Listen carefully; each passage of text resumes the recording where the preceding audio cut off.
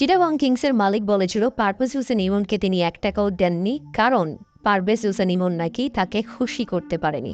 আর এদিন পারভেজ হোসেন ইমনের সুবাদেই জিতে গেল চিটাগং কিংস, আর তাতে রংপুর রাইডার্সের হ্যাটট্রিক হার। উল্লেখ্য, প্রথমে ব্যাটিং করতে নেমে ব্যাটিং ব্যর্থতায় পড়ে যায় রংপুর রাইডার্স। ডাক মেরে ফিরে যান স্টিভেন টেইলর। এরপর সুবিধা করতে পারেনি সাইফ হাসান। দুঃখজনকভাবে রান আউট হন সৌম্য সরকার। শেষ পর্যন্ত দলের ত্রাতা হয়ে দাঁড়িয়েছিলেন ইফতিকার আহমেদ। 47 বলে 65 রানের ইনিংস খেলেন এই ব্যাটসম্যান, যার সুবাদেই মূলত নির্ধারিত 20 ওভারে 5 উইকেট হারিয়ে 143 রানের লক্ষ্য দাঁড় করাতে পারে রংপুর রাইডার্স। আর যেভাবে ব্যাটিং করতে নেমে চিটাগং কিংসের শুরুটাও ভালো হয়নি। 13 রানের মাথায় তারা প্রথম উইকেট হারায়। এরপর ফিরে যান দুর্দান্ত ফর্মে থাকা ব্যাটসম্যান গ্রাহাম কার্ক।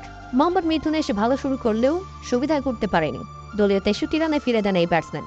এরপর পারভেজ হোসেন ইমনকে দুর্দান্ত সঙ্গ দিয়ে দেন হায়দার আলী, এবং পারভেজ হোসেন ইমনও খেলতে থাকেন দারুণ। শেষ পর্যন্ত এই ব্যাটার ফিরেন দলীয় 106 রানের মাথায়। তবে ততক্ষণে 43 বলে 41 রানের দারুণ এক নক খেলে গেছেন তিনি, যার কারণেই জয়ের বন্দরে পৌঁছে যায় মূলত চিটাগং কিংস, এবং সেই দিকে দারুণভাবে ফিনিশ করেন হায়দার আলী।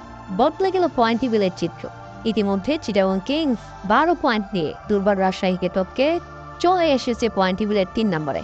আর রংপুর রাইডার্স শেষে এসে যেন খেই হারিয়ে ফেলেছে। পরপর 3 ম্যাচে হার।